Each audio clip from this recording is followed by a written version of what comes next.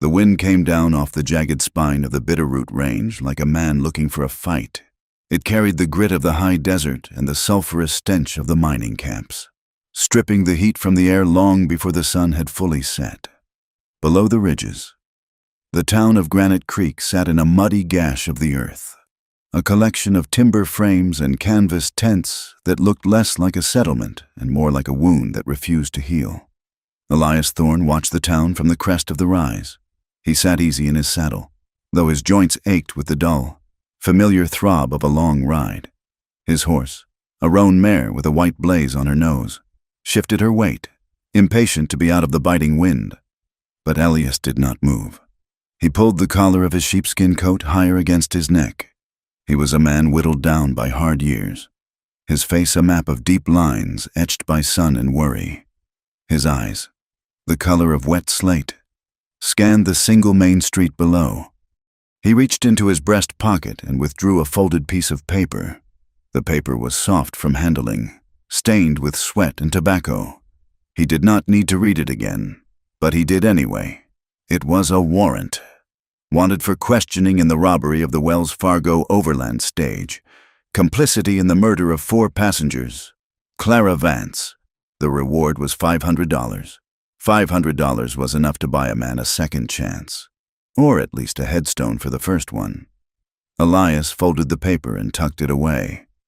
He remembered the ranch he had lost 2 years ago, the way the drought had turned the soil to gray powder that slipped through his fingers like time. He remembered the silence of the empty house after the fever took his wife and daughter. Mercy was a luxury for men with full bellies and dry roofs. Elias had neither. He had become a hunter of men because the land had rejected him, and he found he had a talent for patience. He nudged the mare with his heels, and they began the slow descent into the muck of Granite Creek. The town was a churn of noise and desperation.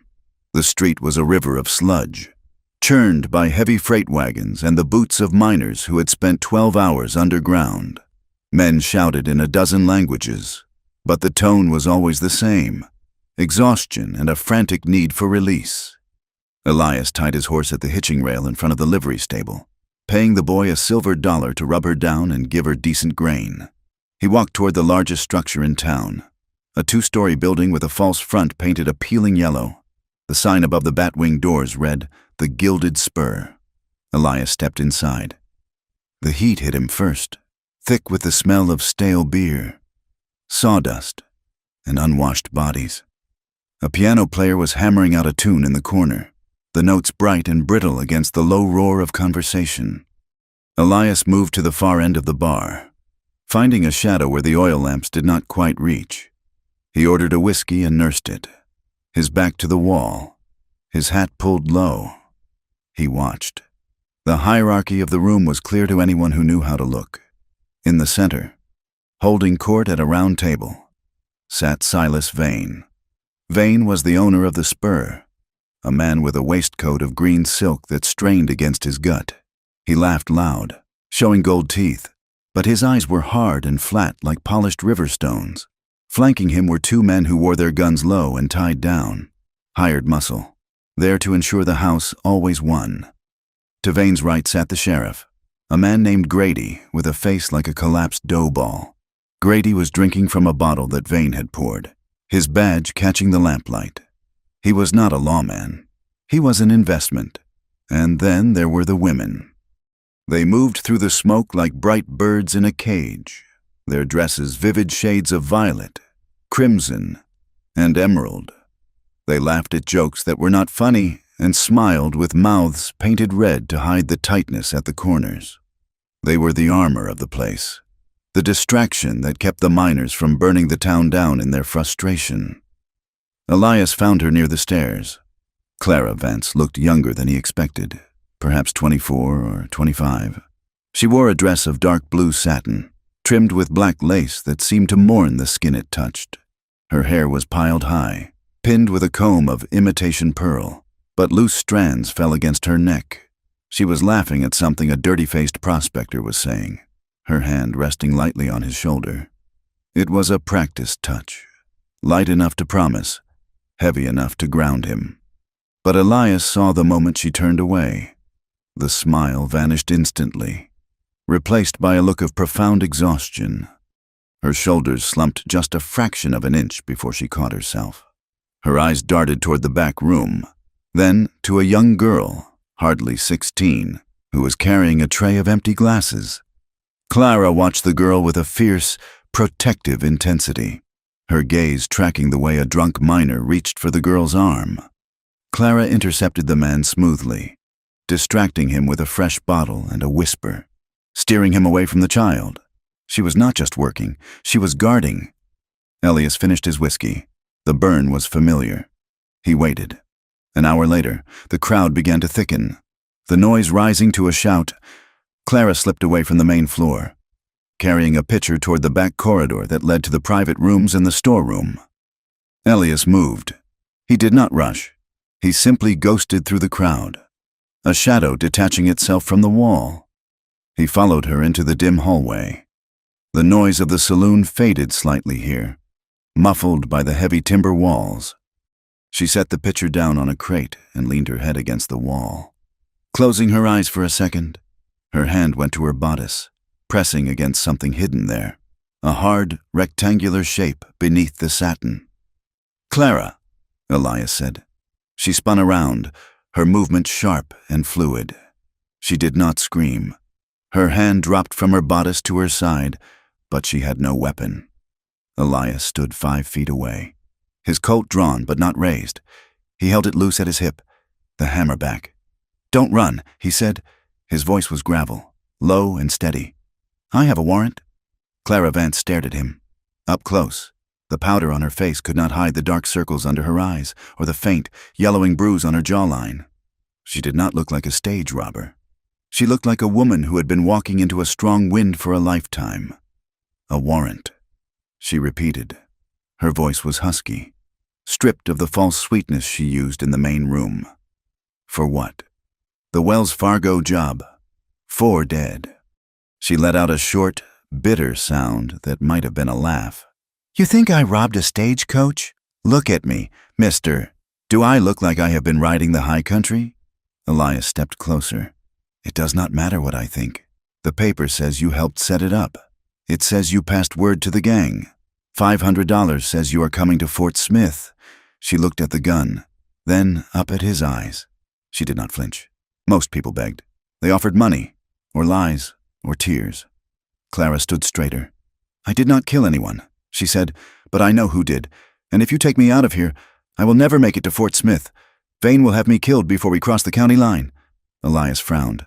"Silas Vane?" She nodded toward the main room. "He owns this town. He owns the sheriff. And he owns me. That is a matter for the judge," Elias said, though the doubt was already worming its way into his gut. "Turn around. Hands where I can see them." She did not turn. Instead, she took a step toward him.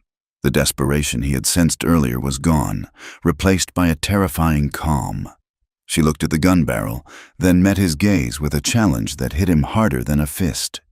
"Shoot me," she said. Elias blinked. "What? Shoot me if you want freedom," she said. Her voice was steady, but tears of pure rage welled in her eyes. "Go on, pull the trigger. Collect your 500 for a corpse. It would be a kindness." She took another step, pressing her chest almost against the barrel of the Colt. "Death is the only way I get out of this contract," she whispered. "I am tired of being sold. Cowboy. I am tired of being afraid, so you either shoot me and save me the trouble, or you get out of my way." Elias lowered the gun. He could not help it. He had seen fear in 1,000 eyes. But he had never seen this, a total, devastating surrender of hope.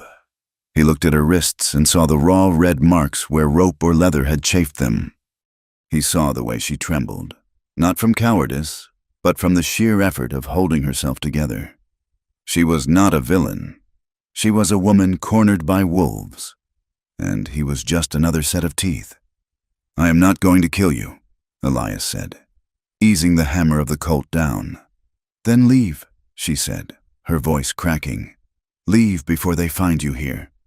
Before Elias could answer, the door at the end of the hallway burst open. 2 men filled the frame. It was the hired muscle he had seen flanking Silas Vane, the larger one.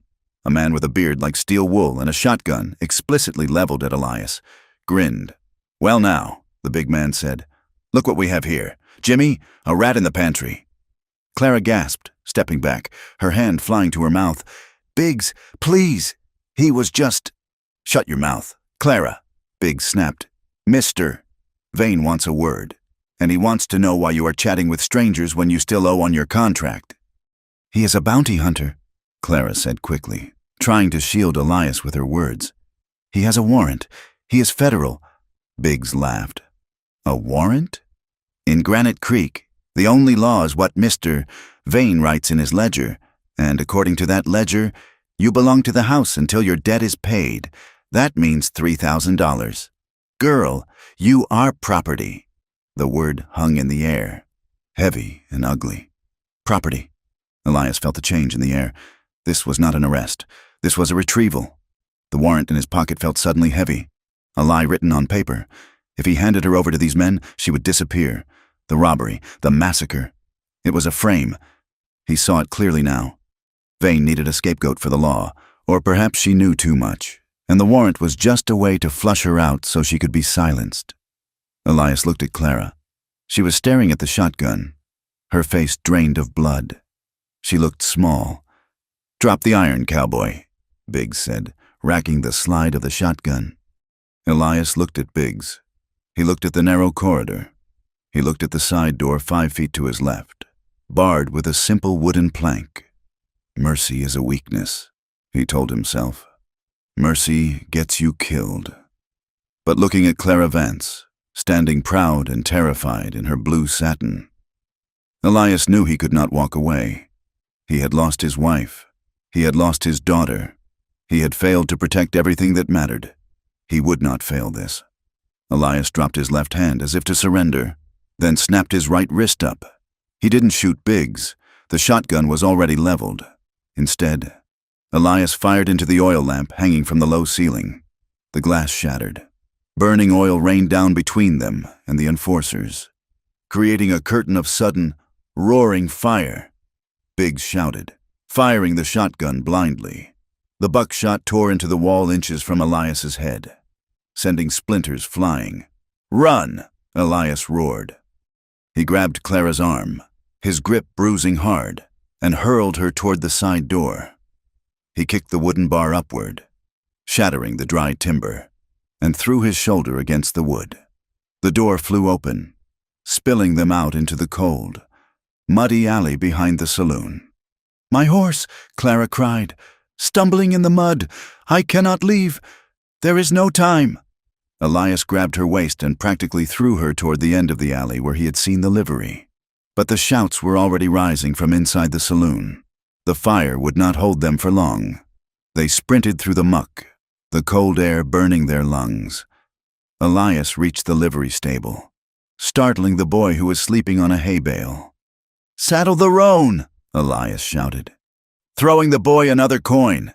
"And get a horse for the lady. Now, we have to go double," Elias corrected himself.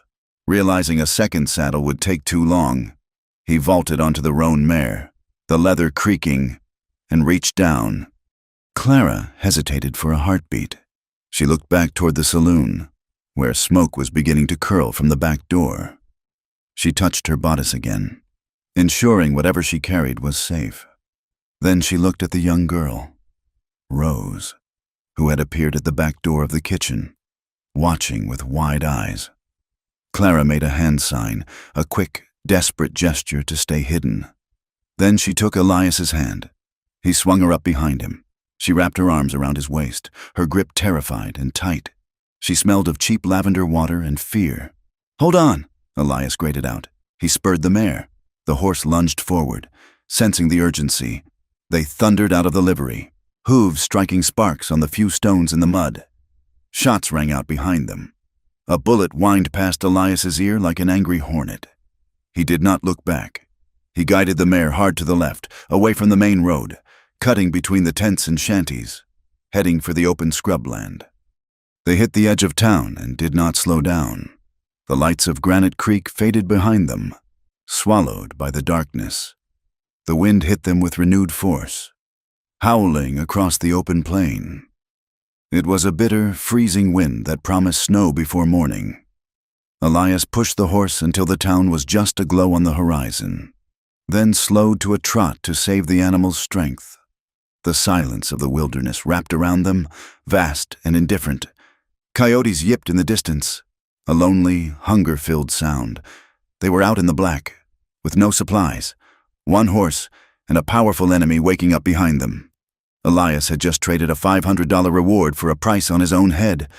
He felt Clara shivering against his back. She pressed her face into his sheepskin coat to escape the wind. "Why?" she asked, her voice barely audible over the wind. "Why did you do that?" Elias looked ahead at the dark shape of the mountains. He didn't have a good answer.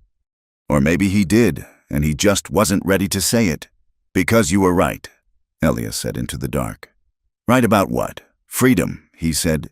"It is not something you ask for. It is something you take." He urged the horse forward, deeper into the night. The trail ahead was invisible, hidden by sagebrush and shadow. But there was no turning back. They were outlaws now, bound together by a split-second choice and the cold barrel of a gun. And the winter was coming fast. The sun rose like a bruised eye over the eastern rim of the basin, shedding a pale, heatless light that did nothing to cut the biting frost. The land here was vast and skeletal, a sweeping expanse of gray sagebrush and black volcanic rock that seemed to go on forever, broken only by the thin, silver ribbons of freezing creeks that cut through the dust. Elias Thorne kept the roan mare at a steady, ground-eating walk. They had been riding for hours, the silence between them as heavy as the leaden sky.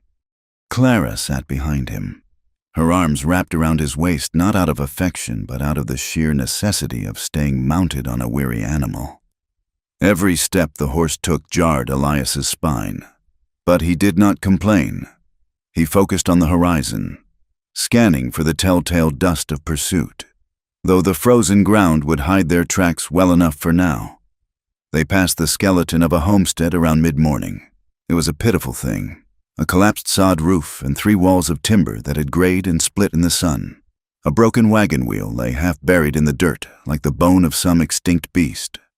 Elias pulled the mare up. "We need to rest the horse," he said, his voice rough from the dry air. "She is carrying double weight. If she goes lame, we are dead." Clara slid down from the saddle. Her blue satin dress, so vibrant in the gilded spur, was now stained with mud and snagged by brambles. She shivered violently as her boots hit the frozen earth, wrapping her arms around herself. She looked at the ruined house, her eyes dark and unreadable. "People lived here once," she said softly. Elias dismounted and began to loosen the cinch to let the mare breathe. "They tried to. This country does not like people much. It tolerates us for a while. Then it breaks us." Clara walked toward the ruin. She reached out and touched the rough wood of the doorframe. There was a rusted tin cup sitting on a rotting sill, left behind as if the owner intended to come back for it. "Hope dies easy out here," she said. It sounds like she was talking about the house, but Elias knew she wasn't. He watched her.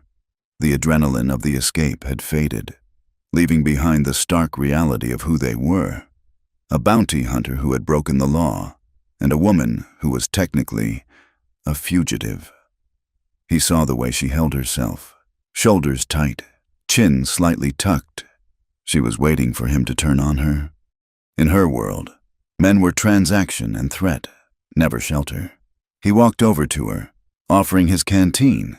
"It is water, not whiskey." She took it, her fingers brushing his. Her skin was ice cold. She drank deeply, then wiped her mouth with the back of her hand. "Why?" she asked again. It was the same question she had asked in the dark, but now, in the light of day, it demanded a real answer. "You could have turned me in. You could have taken the $500. Why are we standing in the middle of nowhere with a half-dead horse instead?" Elias looked at the horizon. "Because I looked at the warrant again in my head. It said you aided a robbery. But when I looked at you, I saw a woman who was afraid to speak, not a woman who was cutting deals with road agents." "And that is it?" she challenged, her eyes flashing. A hunch. Elias shook his head. No, it was the men Vane sent. They did not want to arrest you, Clara. They wanted to collect you. A man does not bring a shotgun to a conversation unless he plans to end it permanently. I figured if I handed you over, you would be dead before sundown. Clara laughed. A sharp, brittle sound. Dead would be peaceful. You do not know Silas Vane. He would not kill me. Not right away. He would make an example of me. He likes to show the other girls what happens when you try to leave the life. She turned away, looking out at the endless scrub. You think you saved me, Cowboy? All you did was prolong the inevitable. Elias stepped closer. Tell me about the debt, he said. Biggs said you owed $3,000. How does a saloon girl run up a tab like that? Clara spun around, her face twisting with a sudden, fierce anger. You think I drank it? You think I gambled it away? I am asking, Elias said gently. She paced away from him, her satin skirts rustling in the dry grass. I was 18. My father was a miner in Silverton. The shaft collapsed. They gave my mother $10 and told us to clear out of the company housing. We had nowhere to go. We drifted south.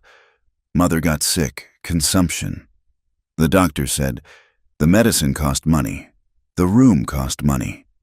She stopped, staring at the ground. Vane found me when I was trying to sell my mother's locket.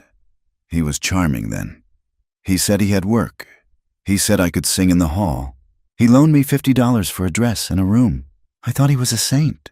She looked up at Elias, her expression hard. Then the rent went up. Then he charged me for the food. Then he charged me for the protection. Every week. I worked 7 nights and every week. The ledger showed I owed him more than I earned. It is a trap. Elias, it is a deep, black well with greased walls. You climb until your fingernails bleed, and he just kicks you back down. Elias felt a cold knot in his stomach. He knew the world was hard, but this was a different kind of cruelty.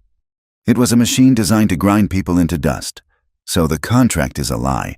He said, it is legal enough for the sheriff, she said bitterly. And now you are part of it. You are a thief of property.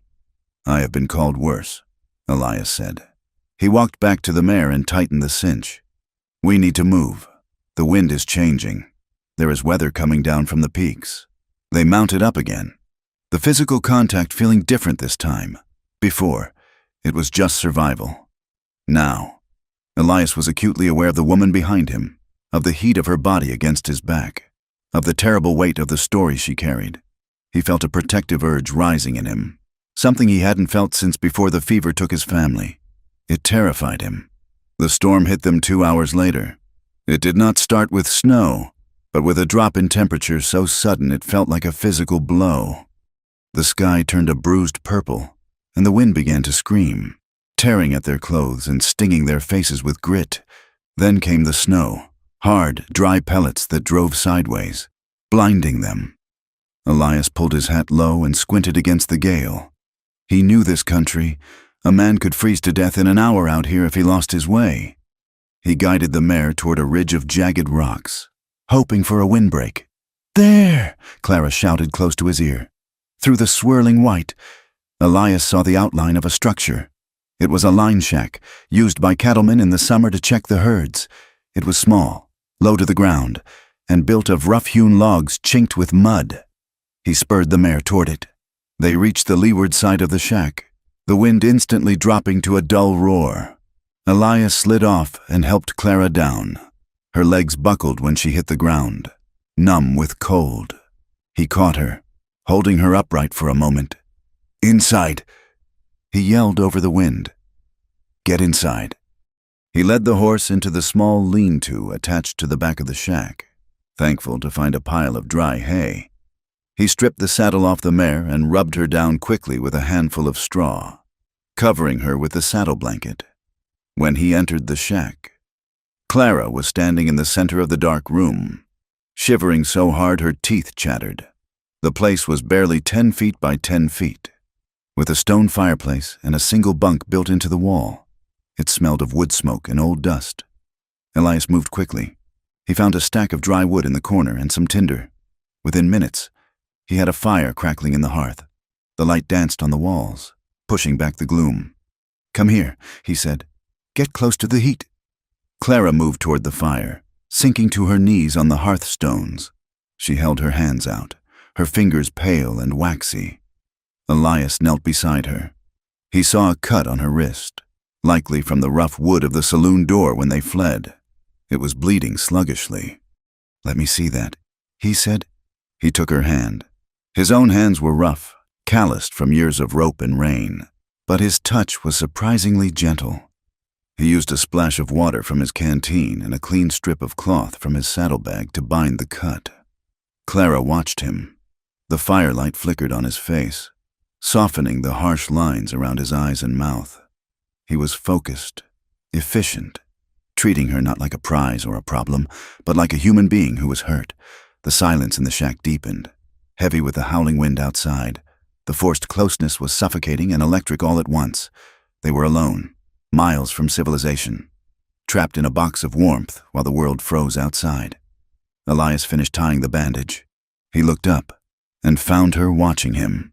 Her eyes were wide, the pupils dilated in the dim light. Her breathing was shallow. He did not let go of her hand. For a long moment, neither of them moved. The air between them seemed to vibrate. Elias felt a sudden, sharp pull in his chest, a longing he had thought dead and buried.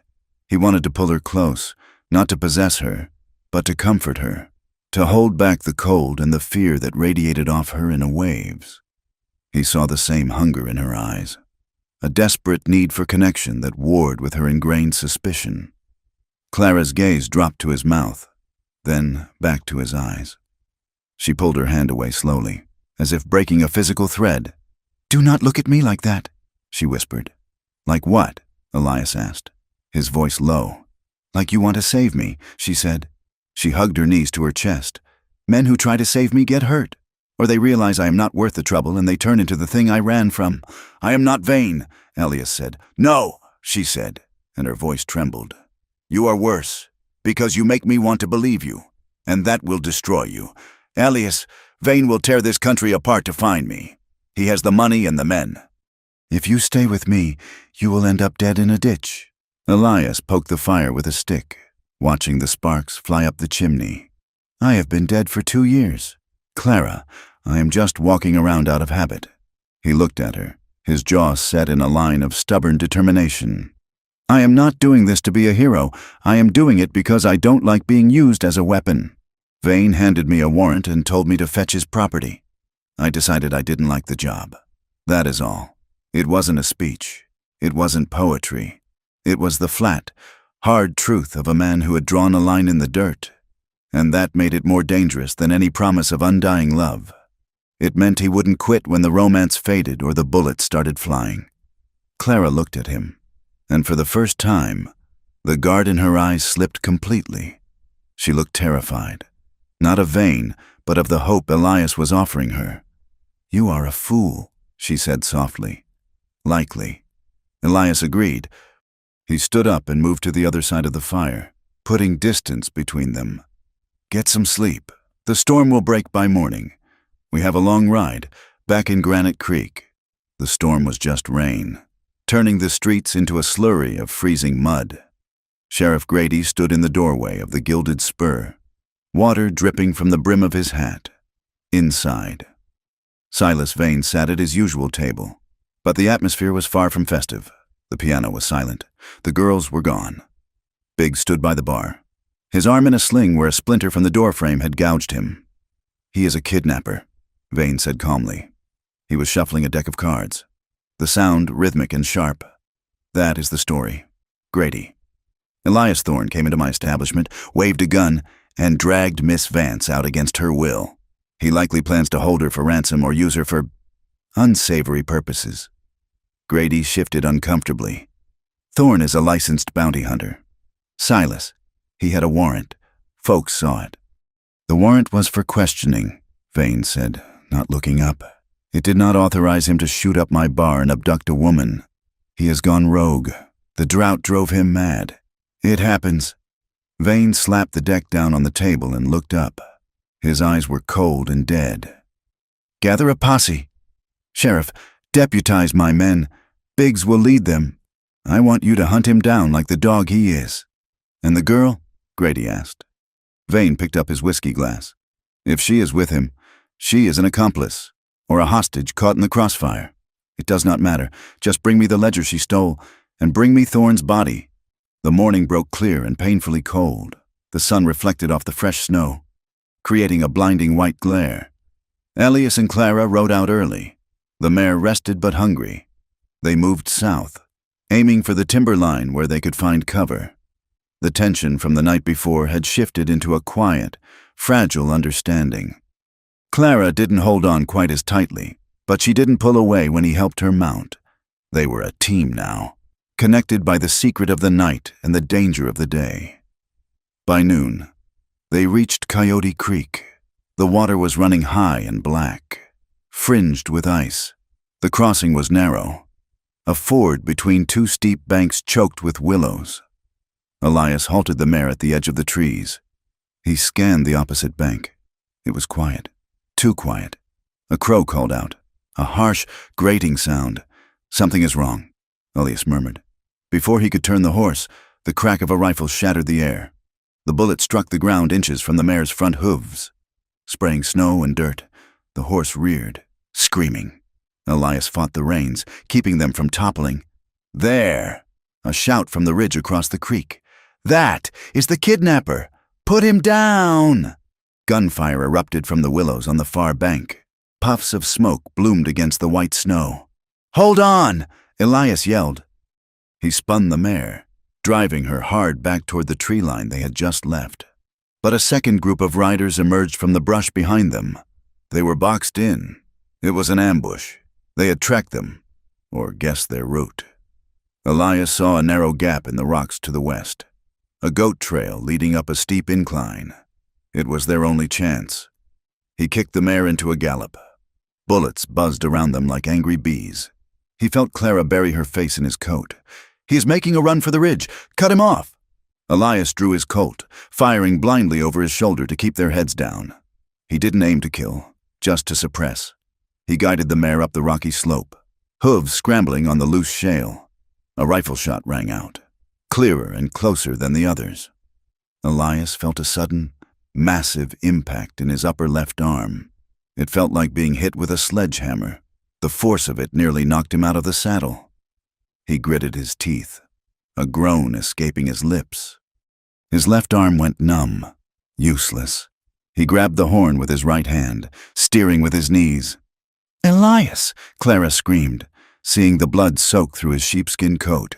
"Keep your head down," he roared. They crested the ridge, the mare surging with a final burst of panic and strength. They plunged down the other side, sliding into a ravine filled with dense pine. The gunfire continued, but the bullets struck the rocks behind them. They were out of the line of sight. Elias kept them moving, winding through the trees, putting distance between them and the posse. He could feel the warm, wet spread of blood down his sleeve. The numbness was fading, replaced by a searing, white-hot pain. He rode until his vision began to blur at the edges. Finally, they reached a shallow cave hidden by a fallen boulder, miles from the crossing.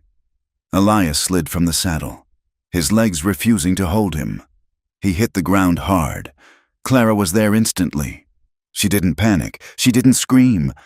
She grabbed him under his good arm and dragged him into the shelter of the cave.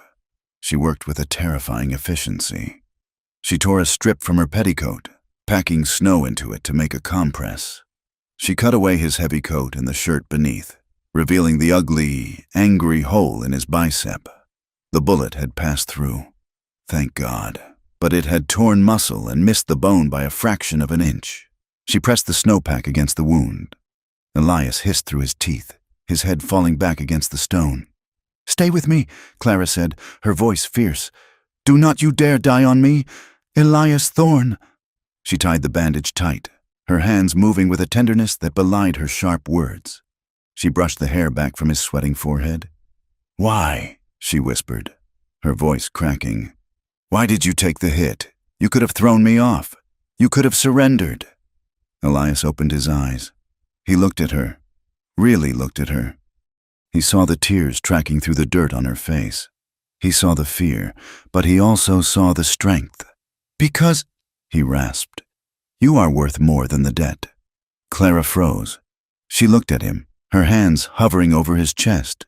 Then, slowly, she leaned forward and rested her forehead against his shoulder, careful of the wound. "I lied," she whispered. Elias blinked, trying to focus. "About what?" "I did not just hear about the robbery," she said. "I was there." Elias went still. "I was in the coach," Clara said, the words tumbling out in a rush. "Vane sent me to deliver a package to a partner in the next town. I was inside when the gang hit.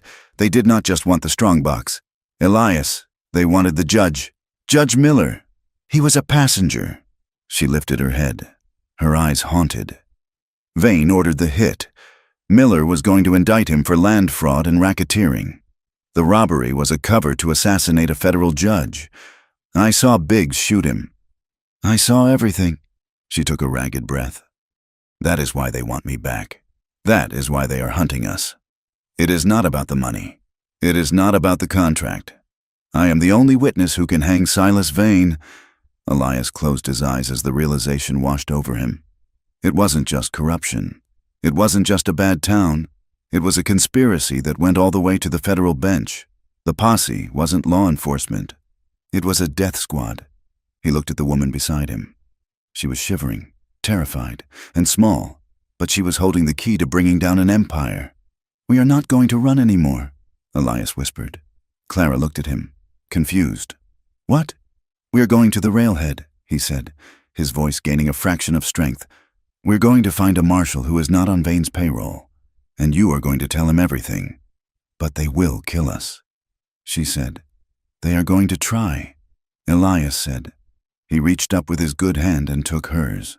"But they made a mistake." "What mistake?" "They let us live," Elias said. "And now, we are going to make them regret it." The wind outside the cave howled, carrying the promise of a long, hard winter. But inside, amidst the pain and the fear, a new kind of fire had been lit. It was the fire of two people who had nothing left to lose and everything to fight for. The land rose beneath them, shedding the scrubby desolation of the basin for the hard, unforgiving granite of the high plains. Here, the world felt stripped of all softness. The wind did not just blow, it hunted. It sought the gaps in their clothing, the seams of their resolve, and the heat in their blood. Elias Thorne rode with his left arm bound tight against his chest. The bullet wound was a dull, throbbing sun in the center of his awareness, pulsing in time with the mare's hoofbeats. Every jar of the saddle sent a fresh spike of white sickness through his stomach, but he kept his face set like flint. To show pain was to invite worry, and Clara Vance carried enough weight already.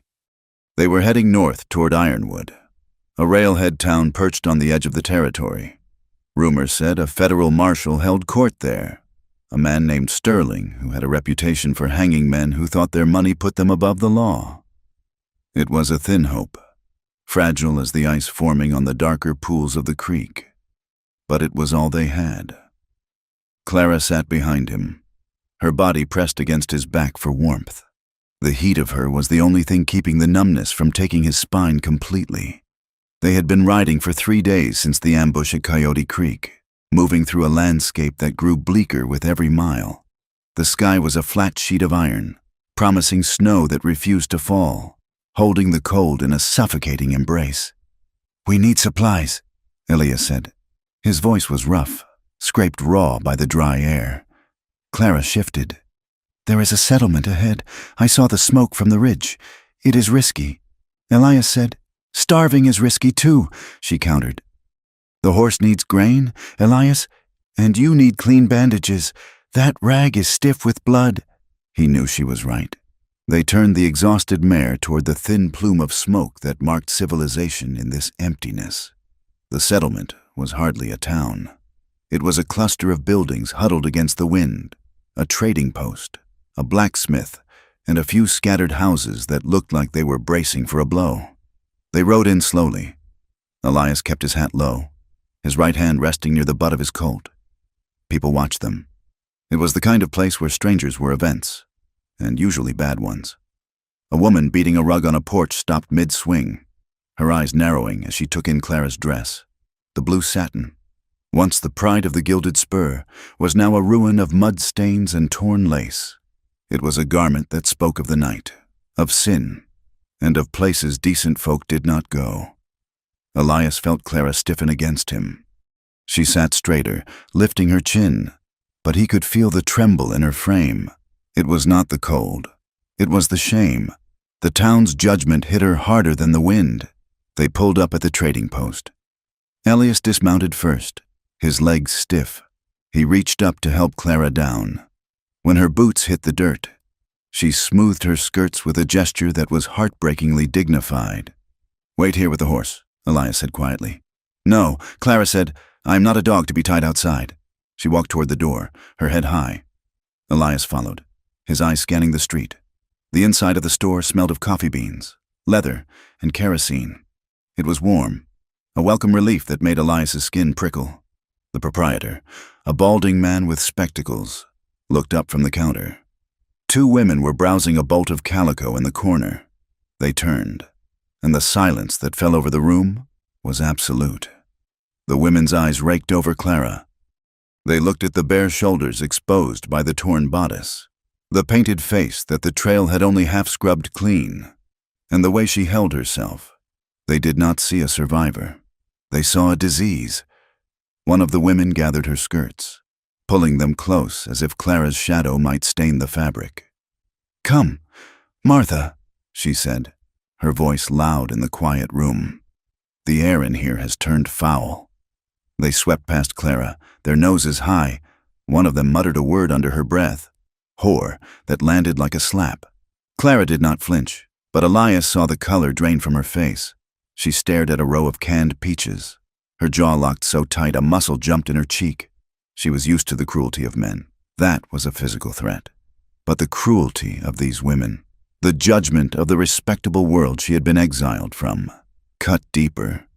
It confirmed her worst fear, that no matter how far she ran, she would always be the woman from the gilded spur.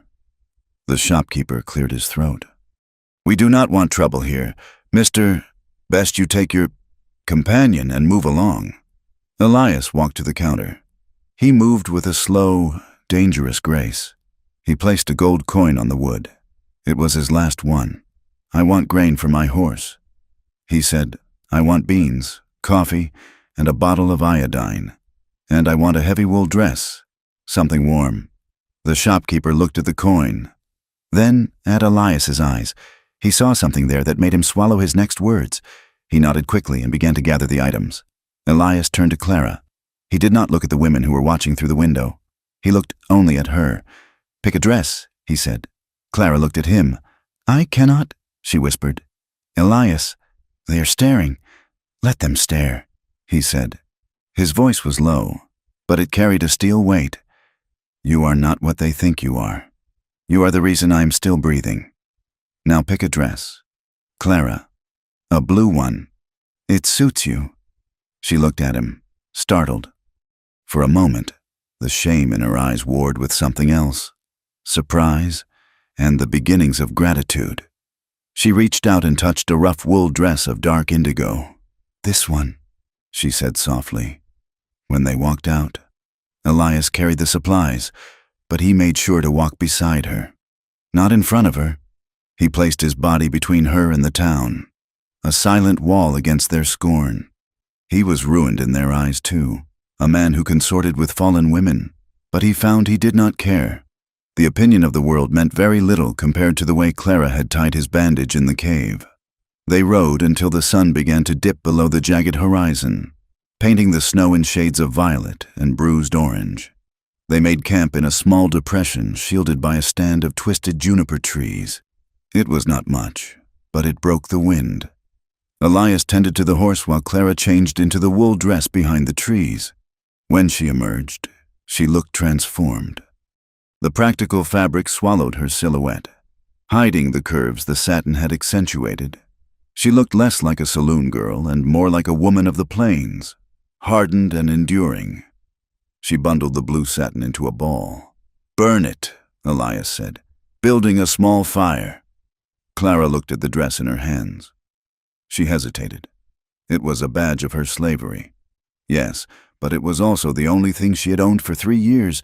Then, with a sudden, decisive movement, she threw it onto the kindling. The satin caught quickly.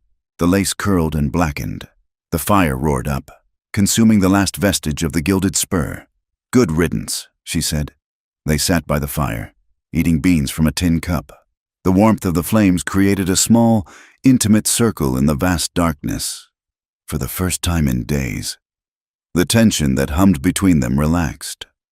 Clara watched Elias struggle to roll a cigarette with one hand. She reached over, taking the papers and tobacco from him. Her fingers were deft. She rolled it perfectly, licked the paper, and handed it to him. "You have useful hands," Elias said, taking it. "I learned to roll them for Vane," she said. He liked his tobacco mixed with a little clove. He said it made him feel civilized while he was robbing miners blind. She paused, looking into the fire. Then, a small, rusty sound escaped her throat. It was a laugh. "What is funny?" Elias asked. "I was just thinking about the look on that woman's face in the store," Clara said. "She looked like she had swallowed a lemon whole. And you looked like you were ready to shoot the jars of pickles off the shelf." "I do not like pickles," Elias said deadpan. Clara laughed again, and this time the sound was clearer, less jagged. It changed her face. The lines of strain around her mouth smoothed out. In the firelight, with the wool dress and the loose hair, she was beautiful. Not the painted, artificial beauty of the saloon, but something raw and real. Elias felt a tightness in his chest that had nothing to do with his wound. He wanted to reach out and touch her cheek, to see if she was as warm as she looked, but he held back. He knew that for a woman like Clara, touch had always been a transaction or a violation. He would not take what was not offered. "Thank you," she said suddenly, her voice serious. "For the dress? For the dignity?" She said, "No one has stood up for me without wanting something in return since I was 16. I want something," Elias said. Clara stiffened slightly, her old instincts flaring. "What? I want to know the rest," he said. "You said Vane ordered the hit on Judge Miller, but a judge is a big target. Why take the risk? What is in the ledger?" "Clara," she looked at him, searching his face for any sign of deceit. She found only patience.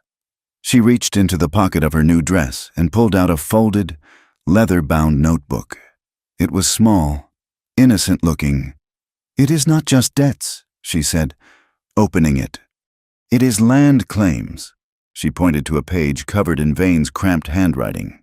"See these names? These are the miners who died in accidents over the last 2 years. And these dates? These are the dates their widows signed over their deeds to Vane for pennies on the dollar." She turned the page. "And this is the route for the new railroad spur. Judge Miller was coming to file the federal survey. If the railroad goes through the valley, this land becomes worth millions. Vane knows the route. He has been buying up the land along the tracks before anyone else knows. He is stealing the whole territory. Elias. And he is killing anyone who gets in the way." Elias took the book. He saw the pattern instantly. It was a map of greed drawn in blood. Vane wasn't just a saloon owner. He was a kingpin building a kingdom on the bones of the poor. "This hangs him," Elias said softly. "This hangs the sheriff too." "Yes," Clara said. "If we get it to the marshal." "We will," Elias said. He handed the book back to her. His fingers brushed hers.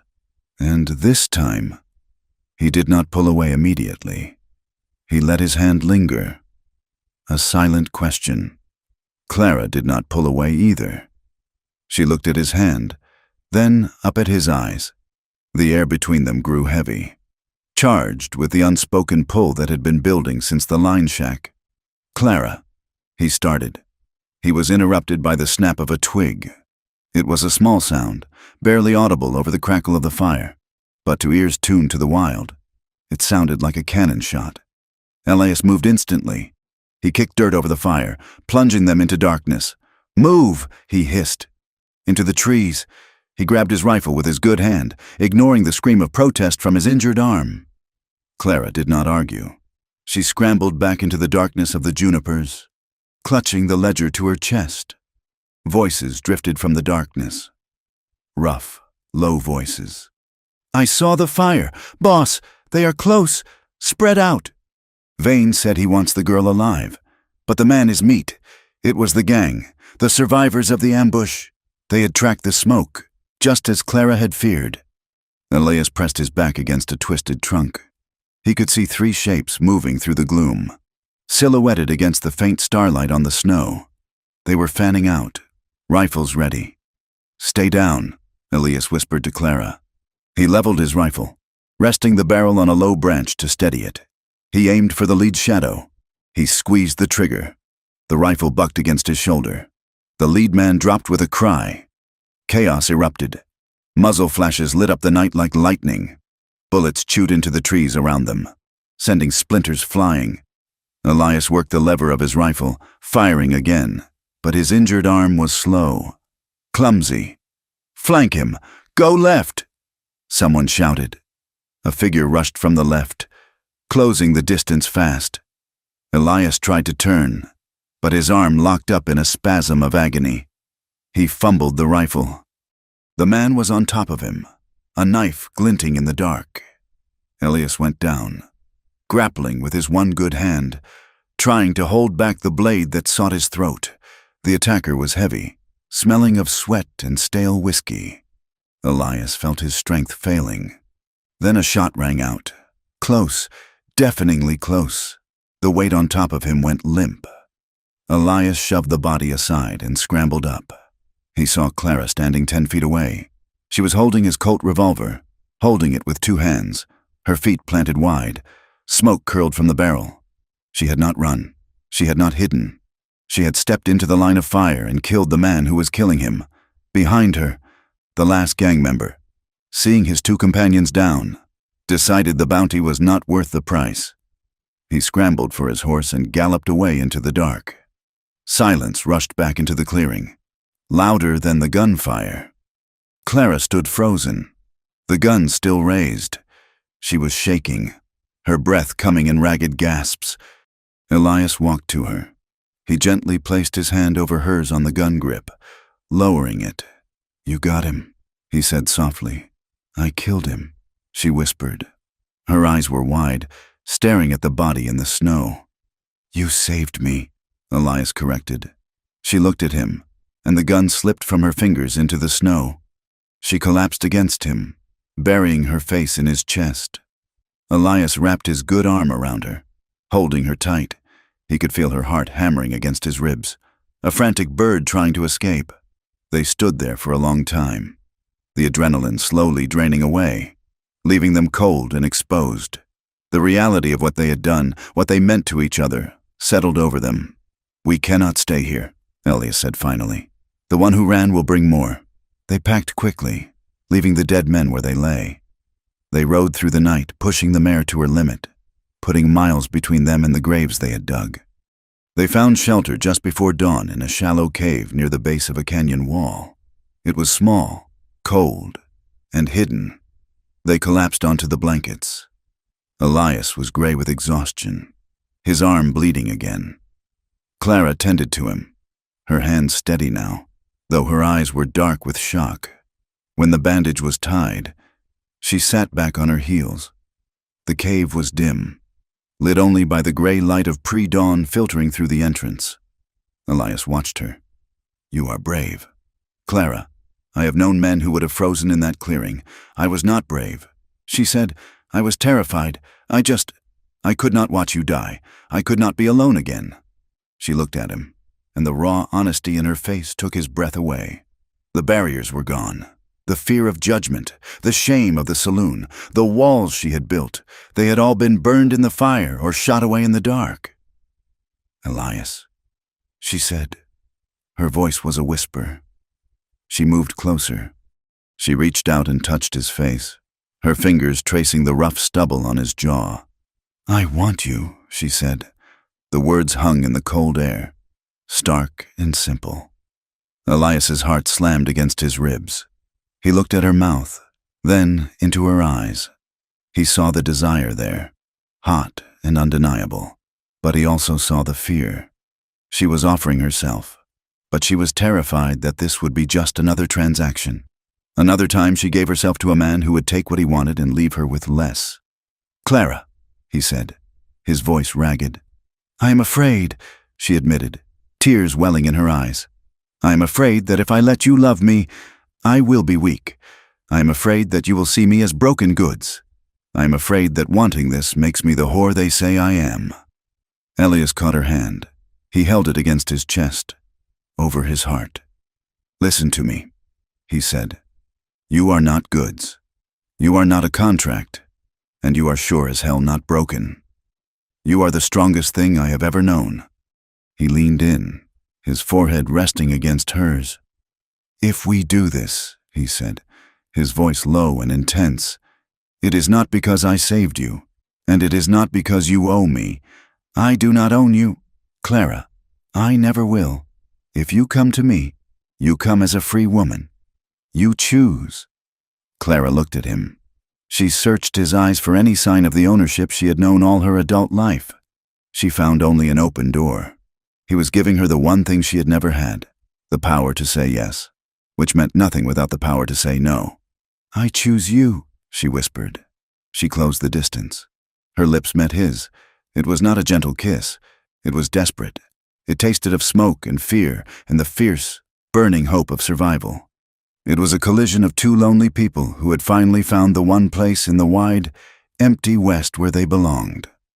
Elias kissed her back with everything he had held in check since the moment he saw her in the gilded spur. He kissed her with the hunger of a man who had forgotten what it was to be alive. But even in the heat of it, his hands were gentle. He held her face like it was something precious, something that could not be bought or sold, only cherished. Outside, the snow began to fall, silent and white, covering their tracks and the blood on the ground. Inside the cave, the cold did not matter. They had found the fire, and this time, they would let it burn. The rails of ironwood sang a song of iron and steam that vibrated through the frozen ground long before the town appeared through the gray mist. It was a sound of progress, loud and unyielding, a stark contrast to the silence of the high plains Elias and Clara had just survived. They rode into the railhead town under the cover of a slate-gray afternoon. Ironwood was bigger than Granite Creek, built of brick and dressed stone rather than green timber and canvas. It smelled of coal smoke and money. The train station dominated the center of town, a cathedral to the new god of the West, with locomotives hissing steam like tethered dragons. Elias kept the mare at a walk. His left arm was stiff, bound tight against his ribs, but the fever had broken. He felt the sharp clarity that comes after sickness. A focus narrowed down to a single point. "We find the marshal," he said, keeping his voice low. "We hand over the ledger. We end this." Clara nodded, but her eyes were darting from face to face in the crowded street. She pulled her shawl tighter. The wool dress Elias had bought her was respectable, but she wore it like a costume. Underneath, she was still waiting for the trap to snap shut. They tied the horse near the courthouse, a formidable brick building with the stars and stripes hanging limp in the freezing air. Elias adjusted his coat to hide his colt, but he could not hide the way he walked, like a wolf trying to pass for a dog. They made it to the steps of the courthouse when the doors opened. It was not Marshal Sterling who stepped out. It was a man in a black suit, holding a leather satchel, flanked by 4 men wearing deputies' badges. But these were not the rough-hewn lawmen of the mining camps. They were clean-shaven, cold-eyed men who looked like they followed orders without asking questions. The man in the suit stopped. He adjusted his spectacles and looked down at a paper in his hand, then at Clara. "Clara Vance," the man said. His voice was dry, like rustling paper. Clara froze. Elias stepped in front of her, his hand hovering near his gun. "Who is asking?" Elias growled. "My name is Arthur Pym," the man said. "I represent the commercial interests of Mr. Silas Vane, and I am here to execute a writ of reclamation for stolen property and unpaid debt." He gestured to the deputies. "Take her." Elias drew his Colt. The movement was a blur, faster than a wounded man should have been. He leveled it at Pym's chest. "Touch her and you die," Elias said. The deputies drew their weapons, 4 guns leveled at Elias. The street cleared instantly, pedestrians scattering into alleys. Pym did not flinch. He looked at Elias with a bored expression. "Put the gun down. Mr. Thorne, this is not a mining camp. This is Ironwood. We have laws here. I have a signed contract and a warrant from the county judge. Miss Vance is in breach of contract. She owes $3,000. Until that debt is paid. She is the legal custodial ward of the Gilded Spur. She is a witness in a federal murder case," Elias said, his voice tight. "We are here to see Marshal Sterling. Marshal Sterling is currently riding circuit in the southern counties," Pym said smoothly. "He will not be back for 2 weeks. In his absence, the local sheriff enforces the writs." Pym nodded to the deputies. "If he fires, kill him. If he surrenders, arrest him for brandishing a firearm in city limits." Elias looked at the 4 guns. He looked at Clara. He could shoot Pym. He might even get one of the deputies. But he would be dead before he hit the ground, and Clara would be alone in the hands of these men. Violence was the language he knew best, but it was a language that would get them both killed today. "Don't," Clara whispered. Elias looked back at her. Her face was pale, but her eyes were steady. "Do not die for this. Elias," she said, "not here, not like this." She stepped out from behind him. She walked down the stairs, her hands held out. "I am coming," she said to Pym. "Tell your dogs to stand down." "Clara!" Elias shouted, the agony in his voice cutting through the cold air. She did not look back. Pym nodded, and 2 of the deputies grabbed her arms. Rough and efficient, they marched her toward the jailhouse adjacent to the court. Pym looked at Elias, who stood shaking with the effort of not pulling the trigger. "You are a lucky man, Mr. Thorne," Pym said. "You get to walk away. I suggest you keep walking. If you are still in Ironwood at sundown, I will have you hanged for vagrancy." The jail door slammed shut with a sound like a coffin lid closing.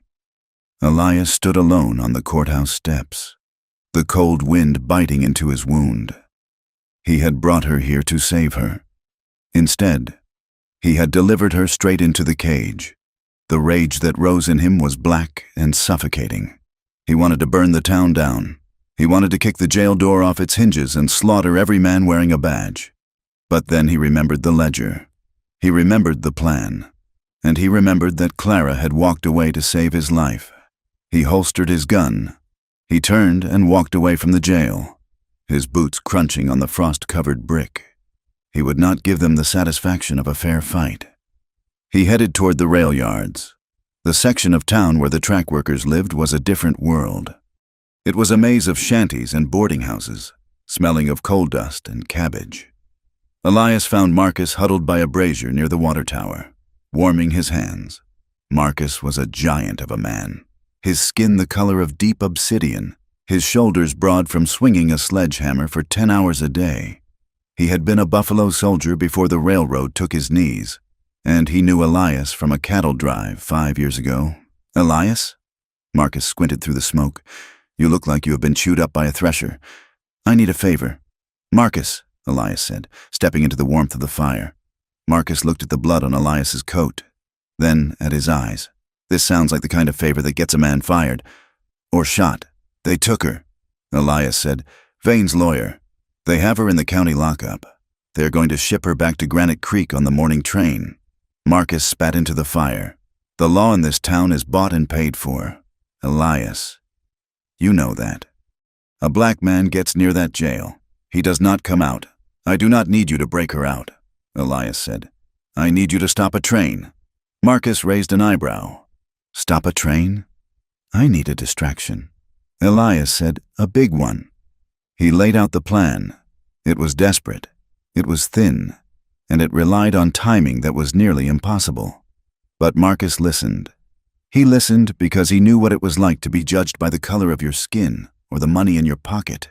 He listened because he saw the way Elias spoke about the woman, not as property, but as a lifeline.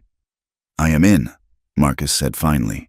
"But we need a place to hide her once she is out. The sheriff will tear this town apart. I know a place," a voice said from the shadows. Elias spun, his hand going to his gun. A woman stepped into the light. She was older, wearing a severe gray dress and a bonnet that had seen better days.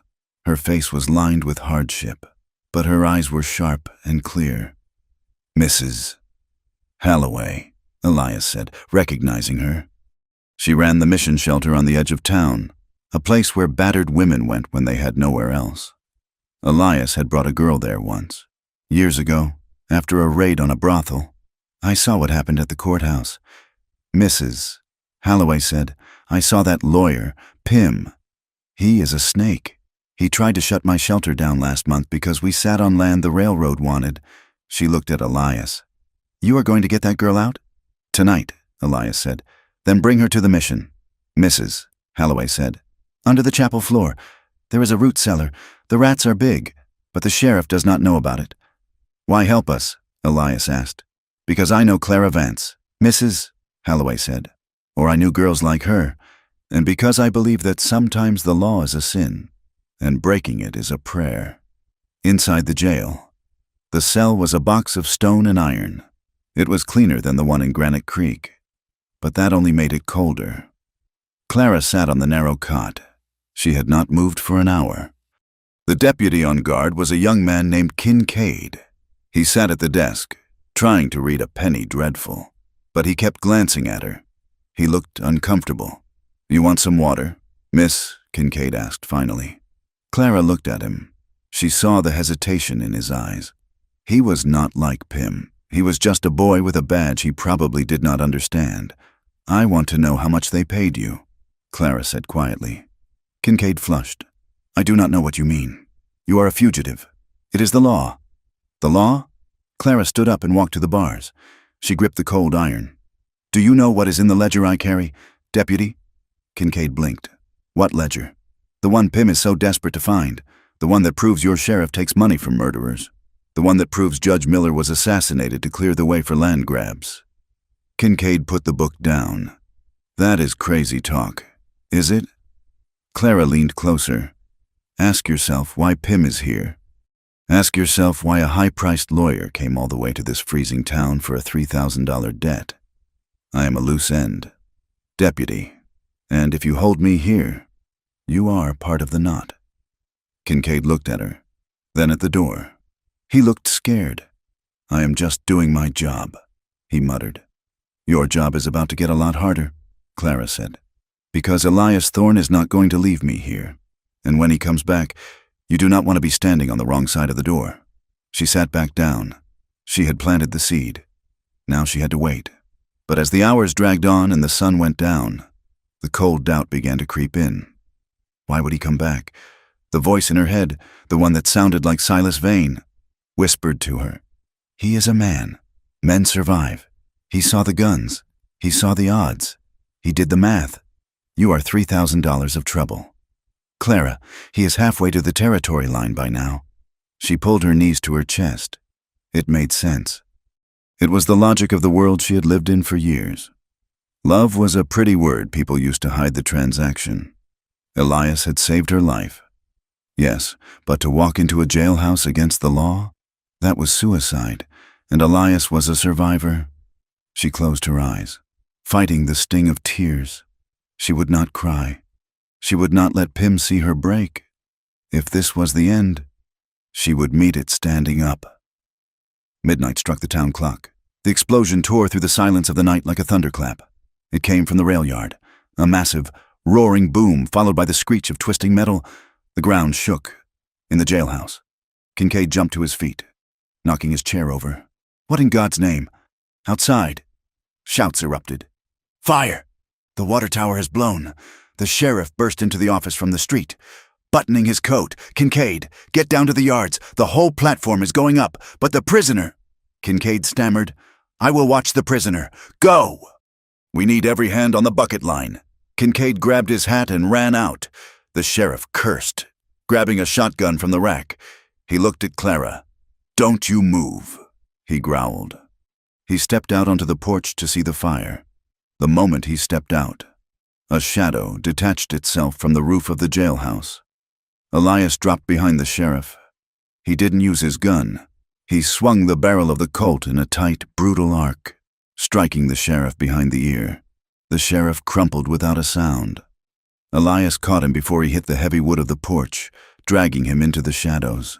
He rifled through the sheriff's pockets until his fingers closed around the heavy brass ring of keys.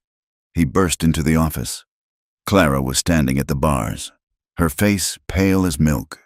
When she saw him, she made a sound that was half sob, half laugh. "You came back," she whispered. "I told you," Elias said, jamming the key into the lock. "I do not like pickles." The lock clicked. The door swung open.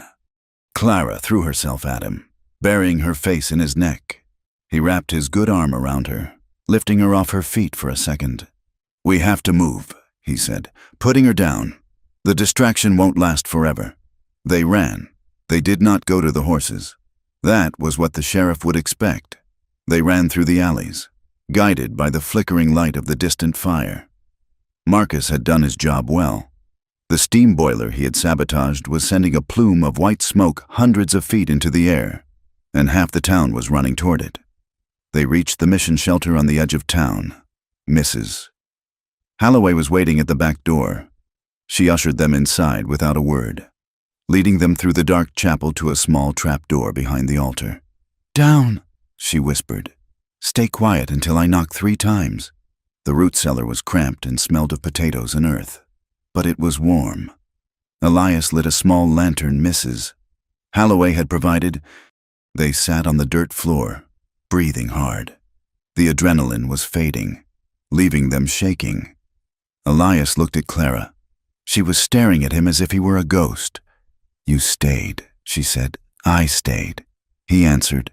"Why?" she asked. The question was raw, stripped of all defense. "I am nothing but trouble.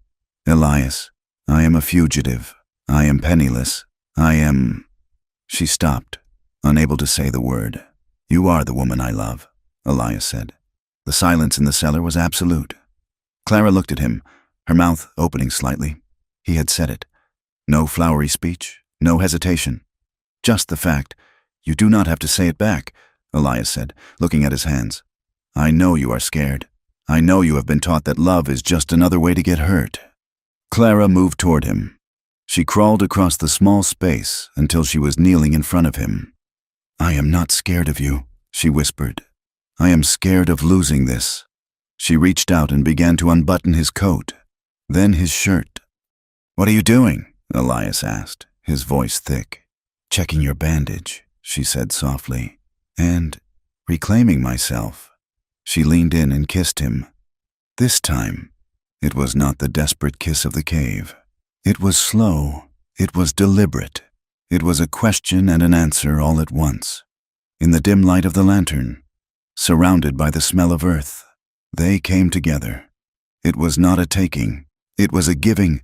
For Clara, every touch was a defiance of her past. Her body was not a commodity to be sold. It was her own, and she was choosing to share it. Elias, mindful of his wound but more mindful of her, moved with a reverence that made Clara weep silently. He touched her scars, the physical ones and the invisible ones, with hands that demanded nothing. He let her set the pace. He let her lead. When they lay together afterwards, covered by his heavy coat, the world above them ceased to exist.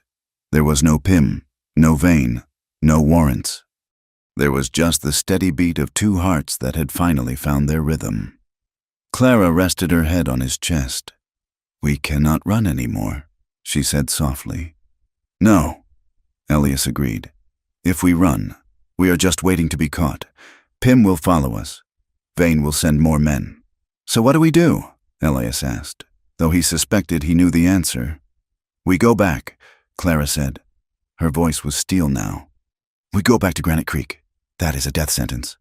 Elias said. "No," she said. "It is a trial. We have the ledger. We have the truth. We take it to the people. Elias, we take it to the miners who lost their land. We take it to the widows. We put Silas Vane on trial in his own saloon. It is risky." Elias said, "Freedom is risky." She replied. Elias kissed the top of her head. He thought about the miles back to the mining town. He thought about the guns waiting for them. And then he thought about the way she had looked at Pym on the courthouse steps, defiant and unbroken. "You are right," he said. We go back, and we burn his kingdom to the ground.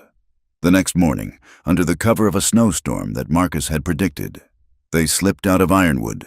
They did not take the main road. They took the old mining track that cut through the high passes, a route that was treacherous in winter but, unwatched, misses. Holloway gave them food. Marcus gave them a fresh horse he had borrowed from the company stock.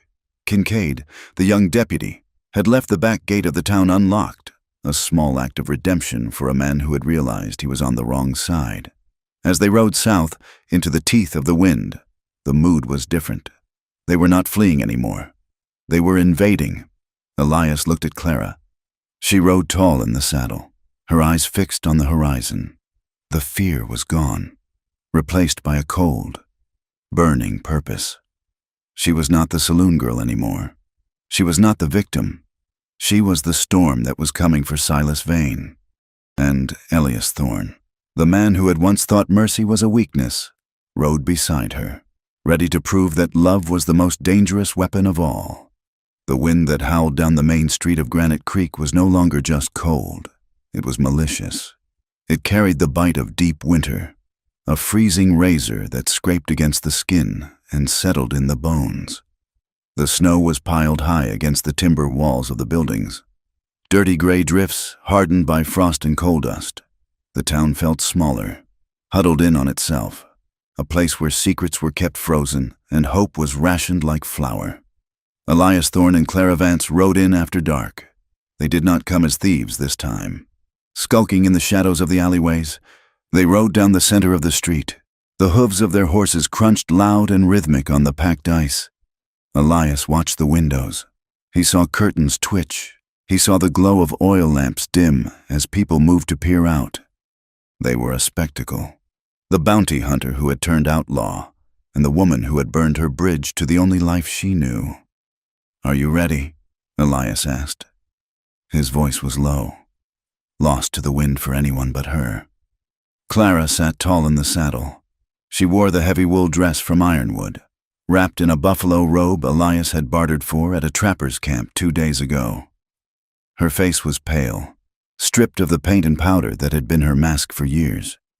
She looked severe, beautiful, and terrified. "I am ready," she said. "They did not go to the sheriff's office. That would be a suicide pact. They went to the source of the rot. They went to the Gilded Spur. It was Friday night. The saloon would be packed with miners flush with their weekly pay, drinking to forget the cold and the dark of the shafts. It was the heart of the town, the place where judgments were passed and hierarchies were enforced.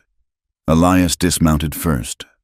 His left arm was still stiff, the healing muscle pulling tight with every movement, but he had regained the use of his hand. He tied the mare to the rail, then reached up for Clara. She slid down, her boots hitting the boardwalk with a solid thud. She took a breath, holding the freezing air in her lungs for a moment before exhaling a plume of white steam. She reached into her coat and touched the leather-bound ledger. "Stay close to me," Elias said. "When it starts, it will happen fast." "I know," Clara said. Elias pushed open the bat-wing doors. The noise inside was a physical wall, a roar of laughter, the clinking of glass, the heavy stamp of boots, and the tinny melody of the piano. The air was thick with tobacco smoke and the smell of unwashed bodies and spilled beer. Elias stepped in, Clara half a step behind him. It took 10 seconds for the silence to spread. It started at the bar, where the men nearest the door turned and froze. Then it rippled outward to the card tables, the far corners, and finally to the piano player, whose fingers faltered and stopped on the keys. The silence that followed was louder than the noise had been. Every eye in the room was fixed on them. Silas Vane was holding court at his usual table in the center of the room. He was drinking brandy from a crystal snifter. He looked up, his eyes narrowing slightly. He did not look afraid. He looked like a man who had found a misplaced coin. "Well," Vane said. His voice carried easily in the quiet room. "The prodigal daughter returns, and she brought her pet dog." He stood up, smoothing his silk waistcoat. The men around him, his new enforcers, hired to replace the ones Elias had dealt with, shifted their hands to their belts. "I assume you have the $3,000 you stole from me." Clara, Vane said, smiling. Or have you come to work it off? I'm afraid the rates have gone up. You have caused me a great deal of inconvenience.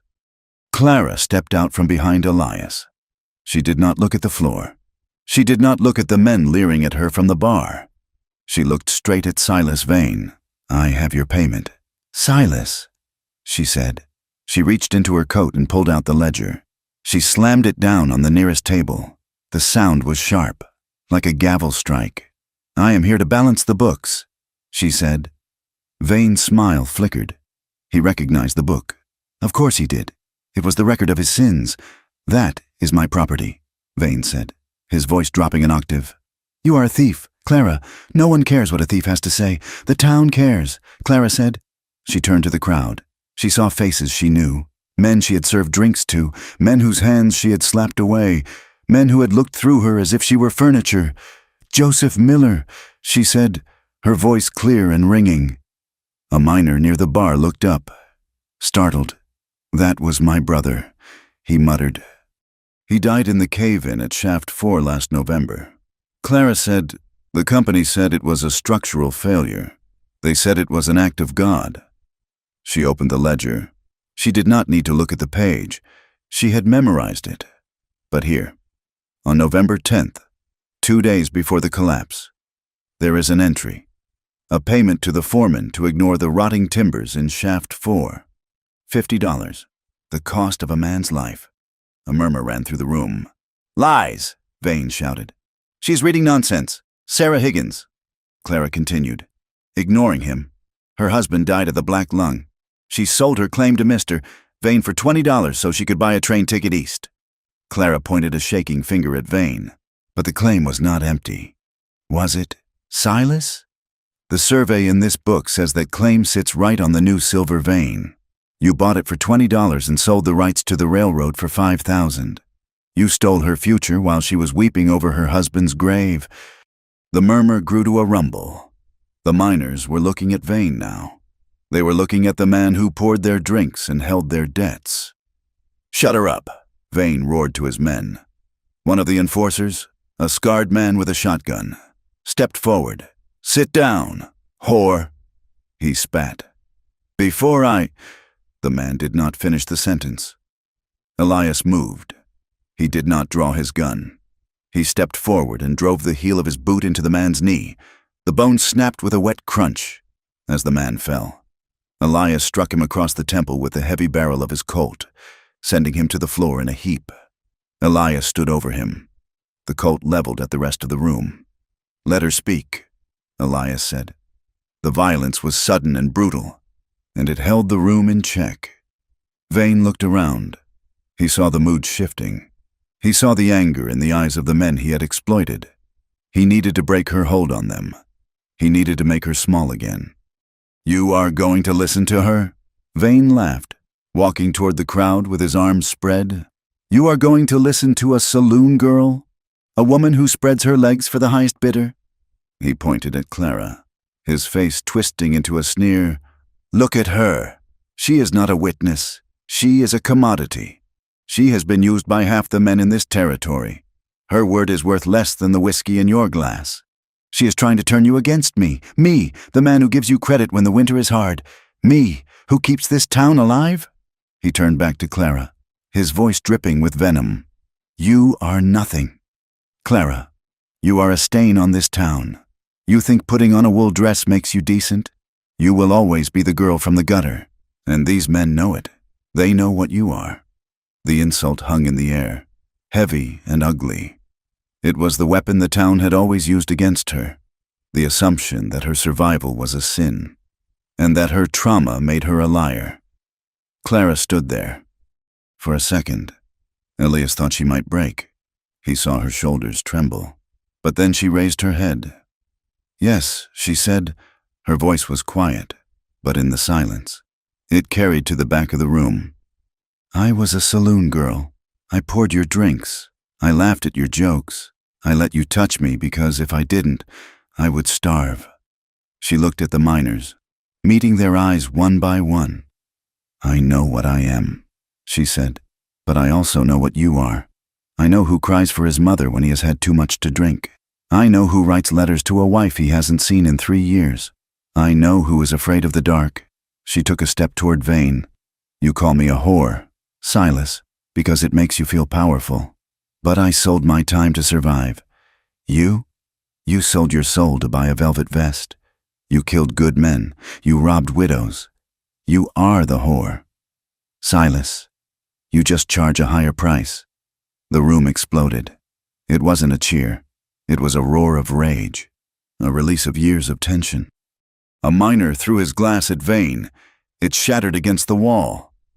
Vane's face went purple. "Kill them!" he screamed. "Kill them all!" The 3 remaining enforcers went for their guns. "Get down!" Elias shouted, shoving Clara behind the heavy oak bar. The air filled with smoke and thunder. Bullets chewed into the wood of the bar, sending splinters flying like angry hornets. Elias returned fire, his Colt bucking in his hand. He dropped one man with a shot to the shoulder, spinning him around. The miners were scrambling, overturning tables for cover. Some were pulling their own weapons, old pistols, knives, even chairs. The room descended into chaos. Clara crouched behind the bar. She saw the shotgun the bartender kept on the shelf below the whiskey. She grabbed it. It was heavy, a double-barreled coach gun. She peeked over the top. Vane was retreating toward the back office, using the confusion to escape. But one of his men, a gunman in a black duster, had flanked the bar. He had Elias pinned down behind a table, his revolver hammering away at the wood. Elias was reloading, his fingers fumbling slightly with the cartridges. The gunman stepped out, raising his weapon for a clear shot at Elias's exposed flank. "Elias!" Clara screamed. She rose up. She didn't aim. At this range, she didn't need to. She pulled both triggers. The recoil slammed into her shoulder, bruising the bone. The blast caught the gunman in the chest, lifting him off his feet and throwing him back into a stack of whiskey barrels. Elias snapped the cylinder of his Colt shut and looked at her. His eyes were wide. "Nice shooting," he yelled over the din.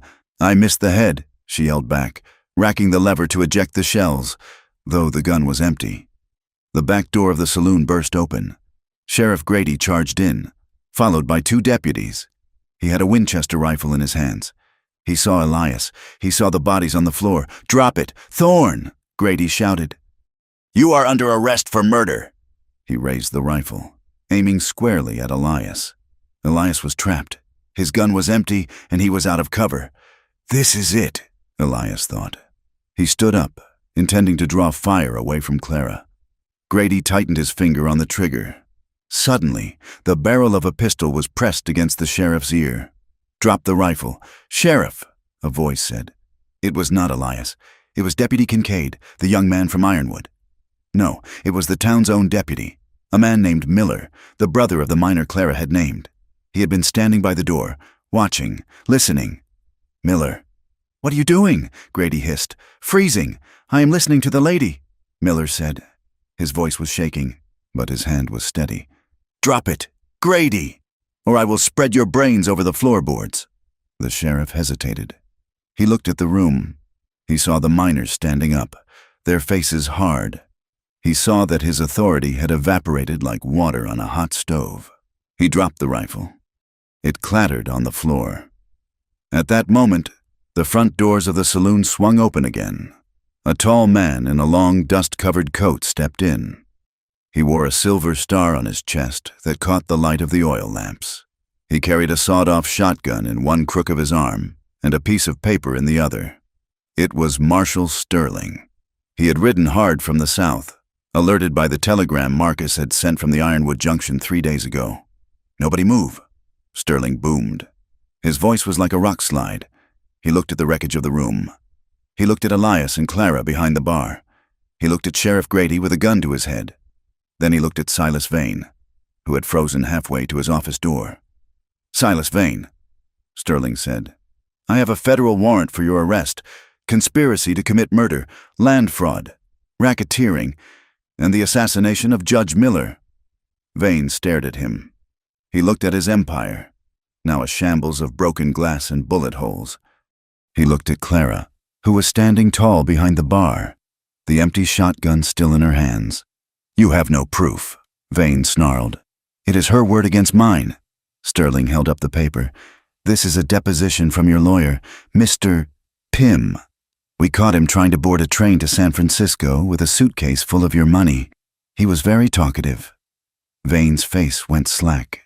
Then, with the desperation of a trapped rat, Vane went for the derringer he kept in his sleeve. It was a foolish move. Elias, who had reloaded, fired once. The bullet struck Vane's hand, shattering the small gun and the bones beneath it. Vane screamed, clutching his ruined hand, and fell to his knees. "It is over. Silas," Clara said.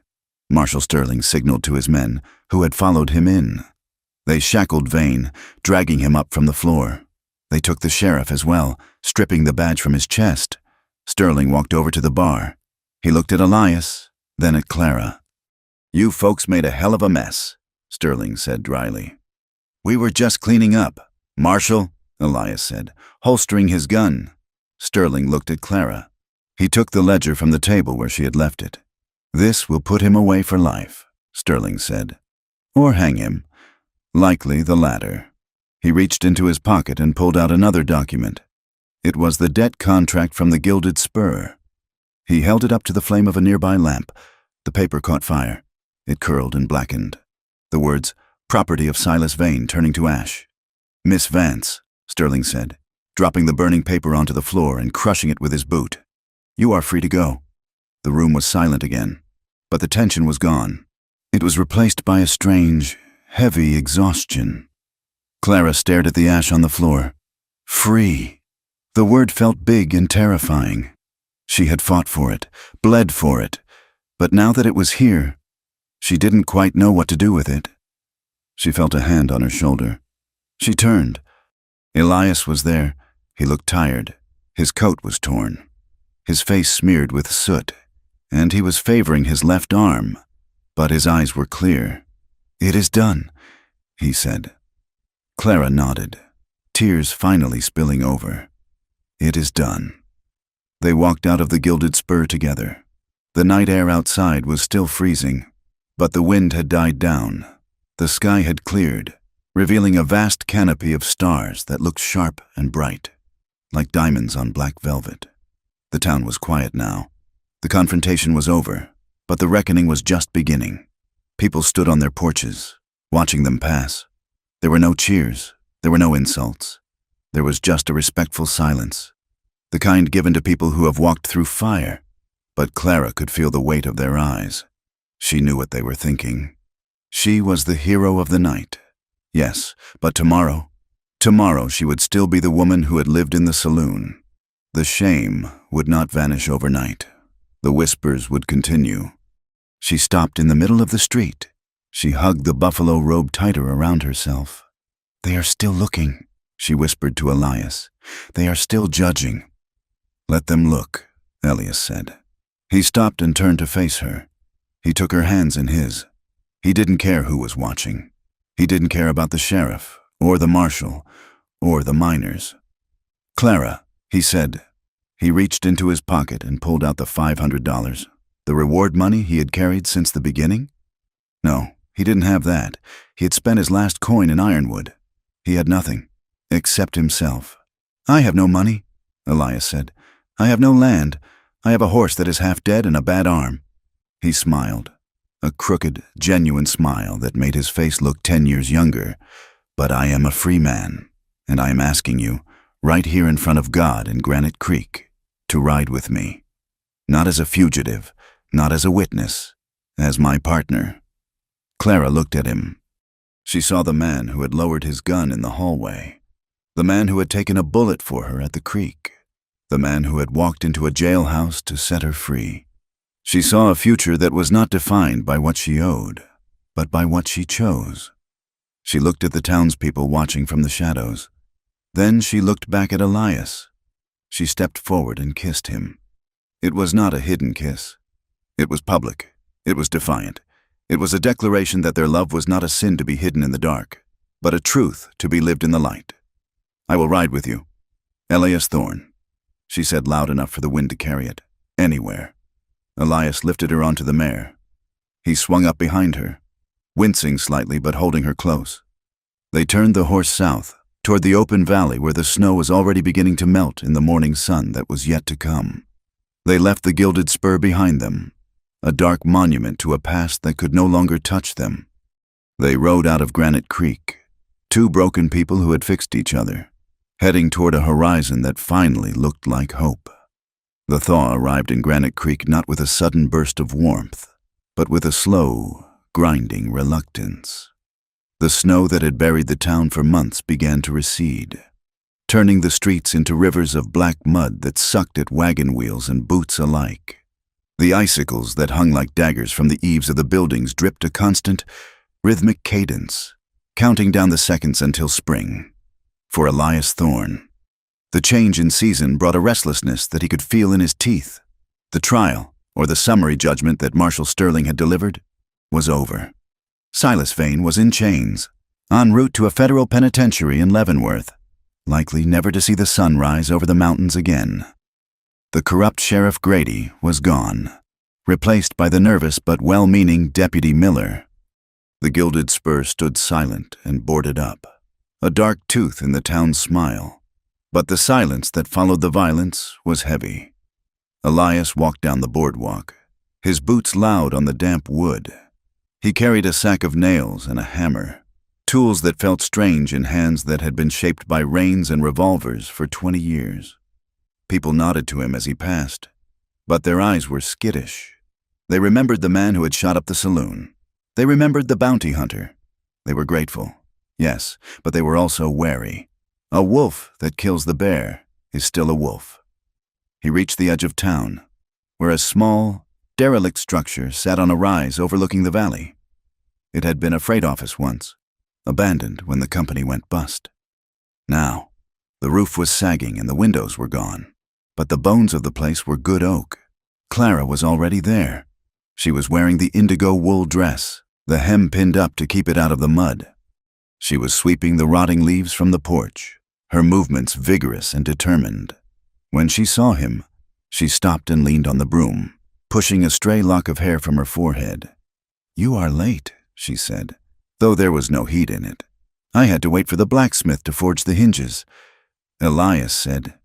He set the sack down. He looked at her. In the weeks since the showdown, the hollow look of starvation had left her cheeks. There was color in her face, and her eyes, once constantly scanning for exits, now held a steady, contemplative light. But he also saw the tension in her jaw. Walking through town was hard today. He guessed. Clara shrugged, turning back to her sweeping. "It is always hard. Elias misses. Higgins crossed the street to avoid walking past me. The baker took my coin but would not look me in the eye. They are glad Vane is gone, but they do not know what to do with the woman who put him away. To them, I am still the ghost of their own complacency." Elias stepped onto the porch. The wood creaked under his weight. "We can leave," he said quietly. He had said it before.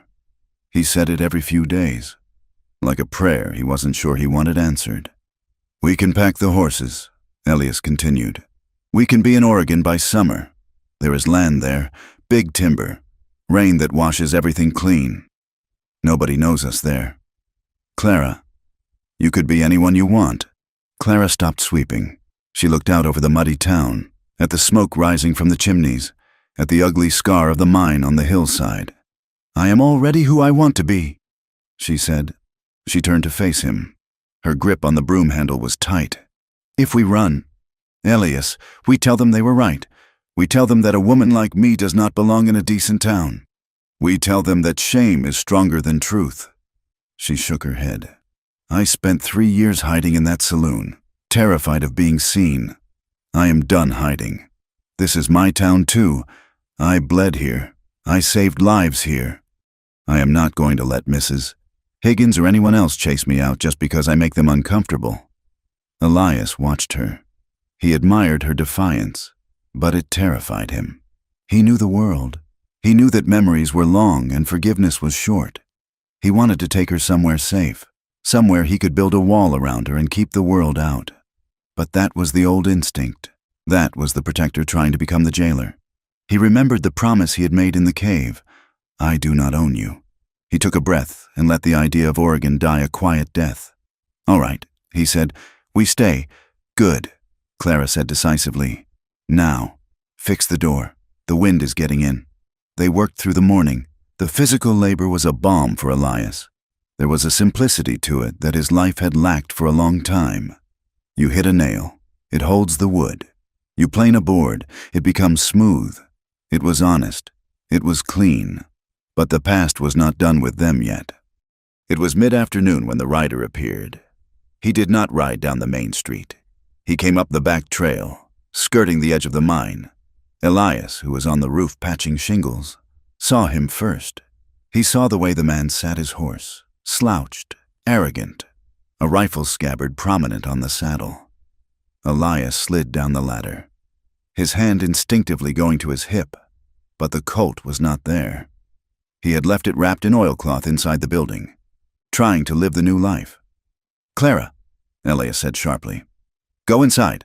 Clara looked up from the garden plot she was turning over. She saw the rider. She did not run. She stood up and brushed the dirt from her hands. "Who is it?" she asked. The rider reined in at the bottom of the slope. He was a young man, barely 20, with a face scarred by smallpox and eyes that burned with a frantic, drug-fueled light. Elias recognized him. It was a boy named Barrett, one of the hangers-on of Vane's gang, a kid who had run errands and dreamed of being a gunfighter. He looked desperate. His coat was threadbare, and his horse looked ridden half to death. "Barrett," Elias said, his voice level. "You are a long way from the border." Barrett's hand hovered near his pistol.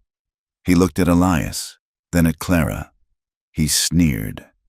"I heard Vane was gone," Barrett said, his voice cracking. "I heard the whore and the hunter took him down. Watch your mouth, boy," Elias said. The threat was low, vibrating in his chest. Barrett laughed. "A jagged sound. Or what? You do not have your iron, old man. I saw you on the roof. You are playing carpenter now." "Domesticated." He pulled his pistol. It was a shaky, clumsy draw, but at 20 paces it was deadly enough. "I want the money," Barrett said. "There is no money," Clara said, her voice steady. "The marshal seized Vane's assets. The government has it all. Don't lie to me." Barrett screamed, the gun waving wildly. "Everyone knows Vane kept a stash. You were his favorite. You know where it is. Give it to me, or I will put a hole in your hero and drag it out of you." Elias calculated the distance. 20 feet, too far to rush him. If he moved, Barrett would shoot. If he didn't move, Barrett would shoot eventually anyway. The boy was high on something and terrified of starving. That made him more dangerous than a professional killer. Elias shifted his weight, preparing to take the bullet if it meant he could get his hands on the boy. But before he could move, a voice called out from the road behind Barrett. "Drop it, son!" Barrett spun in the saddle. Standing on the road was Deputy Miller, but he wasn't alone. Beside him was the blacksmith, holding a heavy iron hammer, and next to him was the baker, wiping flour from his hands, looking terrified but standing his ground, and Mrs. Halloway, the woman who ran the boarding house in town. "We do not want any shooting here," Miller said. He had his hand on his gun, but he hadn't drawn it. "This is none of your business," Barrett shouted, swinging the gun between Elias and the townspeople. "It is our business," the blacksmith rumbled. "Miss Vance is fixing up the old freight office. We are expecting her to order a new stove next week. She cannot do that if she is dead." It was a small thing, a commercial transaction, but it was an acknowledgement. They were claiming her as part of the community. Barrett looked at them. He saw 5 people. Then he saw a few more coming up the hill, miners who had heard the shouting. They weren't armed with guns, mostly, but they were a wall of humanity. Elias watched Barrett's face crumble. The boy realized he wasn't facing 2 outcasts anymore. He was facing a town. "Go on, Barrett," Elias said softly. "Ride out. Nobody needs to die today." Barrett looked at the gun in his hand. It felt heavy. The adrenaline drained out of him, leaving him just a cold, hungry kid on a tired horse. He holstered the pistol. He spat on the ground, a final, weak gesture of defiance. "To hell with this town," he muttered. He turned his horse and kicked it into a gallop, disappearing over the ridge toward the Badlands. The tension broke. The blacksmith nodded to Elias, a silent communication of respect. Deputy Miller tipped his hat to Clara. "Everything all right here, ma'am?" Miller asked. "Yes, Deputy," Clara said. Her voice was thick with emotion she refused to let spill. "Thank you. Just doing rounds," Miller said. "Let us know if you need help with that stove." The crowd dispersed. They didn't cheer. They didn't make speeches. They just went back to their lives. But the line had been crossed. Elias turned to Clara. She was staring at the retreating figures. "They stood up for us," she whispered. "They stood up for you," Elias corrected. He walked over to her. "You were right," he said. "About staying." Clara looked at him, and then she smiled.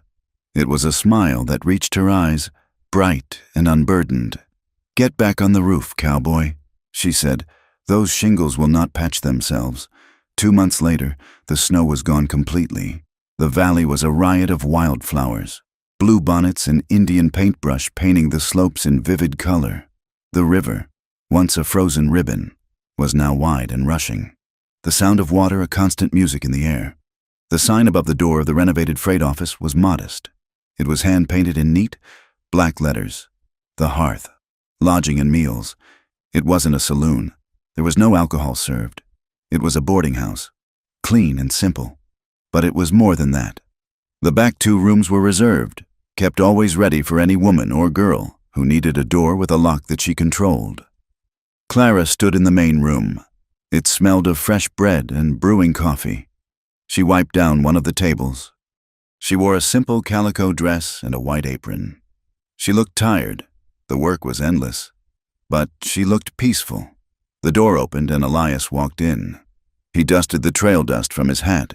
He had been out for 3 days, hauling timber from the high ridge for the new church being built in town. It was hard work, heavy and repetitive, but it paid in gold coin and sleep that was dreamless and deep. He looked different. The tension that had defined him for years, the coiled spring readiness of the hunter, had softened.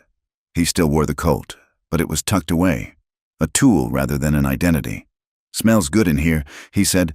"Stew is on," Clara said, "and I saved you the heel of the loaf. I know you like it." Elias walked to the counter. He didn't sit down. He stood watching her. The transaction of their lives had changed. It was no longer about saving and being saved. It was about the small, daily exchanges of care. The bread saved, the wood chopped. The quiet presence in the dark when the nightmares came.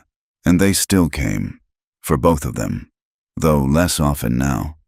Elias reached across the counter and took her hand. His palm was rough, calloused from the axe handle. Hers was strong, warm, and alive. "I was thinking," Elias said. "Dangerous habit," Clara teased. "I was thinking that the timber contract is finished next week, and the freight line needs a partner to run the route to Silverton." "It is a 2-day ride," Clara said. "You would be gone nights." "I would," Elias said. "But the money is good. Enough to maybe buy that grazing land south of the creek, the plot with the good water." Clara went still. "You want a ranch? I want to build something that lasts." Elias said, "I want a place where we can raise horses, where we can look at the horizon and not worry about who is coming over it." He looked at her, his gray eyes open and vulnerable. "But only if you are with me. I am not doing it alone." Clara looked around the room she had built. She looked at the sanctuary she had created. It was hers. But her heart was big enough for more. "You can run the route," she said, "but you are home on Sundays. And you help me with the garden." "Deal," Elias said. He leaned over the counter and kissed her. It was a kiss that tasted of dust and coffee and promise. It wasn't the fiery, desperate collision of their escape. It was steady. It was the foundation of a house that would stand against the wind. That evening, they closed the hearth early. They walked down to the riverbank, hand in hand. The sun was setting, casting long, golden shadows across the valley. The air was cool but sweet, with the scent of pine and wet earth. The river rushed by, clear and cold. carrying the meltwater from the high peaks down to the plains. They stopped by a grove of cottonwoods. Elias sat on a fallen log and pulled Clara down beside him. She leaned her head on his shoulder. He wrapped his arm around her. It was the left arm, the one that had been shot. It still ached when the rain came, a permanent reminder of the cost of their freedom, but it was strong enough to hold her. Elias watched the water flow. He thought about the man he had been, the bounty hunter, the ghost. That man felt like a stranger now. He had laid down the burden of his past, not all at once, but piece by piece. With every nail he hammered and every mile he rode toward home. Clara watched the sky turn from blue to indigo. She thought about the ledger, burned to ash. She thought about the name whore and how it had lost its power, replaced by neighbor, friend, and love. She was not owned. She was chosen, and she chose him back every single day. "It is quiet," she said softly. "Yes," Elias said, "it is." They sat there as the stars came out, one by one, pinning the darkness in place. Two survivors in a vast, wild land, who had found that the greatest freedom wasn't just in surviving the winter, but in having the courage to believe in the spring. Thank you for listening to this story. Shoot me if you want freedom. Saloon Girl said, "The cowboy lowered the gun and chose love." I hope you enjoyed this journey through the dust, the snow, and the redeeming power of love in the American West. Please let me know in the comments where you are listening from. I would love to know how far this story has traveled. If you enjoyed this tale, I encourage you to subscribe to From Wild West for more stories of the frontier. And please, share your thoughts on Elias and Clara's journey in English in the comments below. Did they make the right choice to stay? I look forward to reading your insights.